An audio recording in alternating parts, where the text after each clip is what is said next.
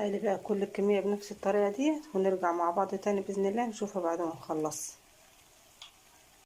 رجعت لكم تاني يا حبايبي بعد ما خلصت نص البطاطس بس بتاعتنا. بس شايفين بسم الله ما شاء الله، شايفين الكمية قد ايه. البطاطس بتاعتي كمان واخداها نص سلقة من جوه. شايفين قلبها مرمل ازاي، مستوية ومرملة وجميلة جدا وطعمها خرافة، مستوية جدا. يعني انت لو انت هتقليها من غير ما تسلقيها تهدي البوتاجاز عليها، خلي النار متوسطة.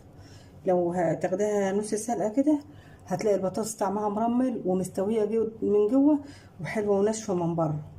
اتمنى حبايب قلب الوصفة البسيطة ديت بتاعت النهاردة تكون عجبتكم، ولو عجبتكم ما تنسوناش في اللايك والاشتراك في القناة. والسلام عليكم ورحمة الله وبركاته.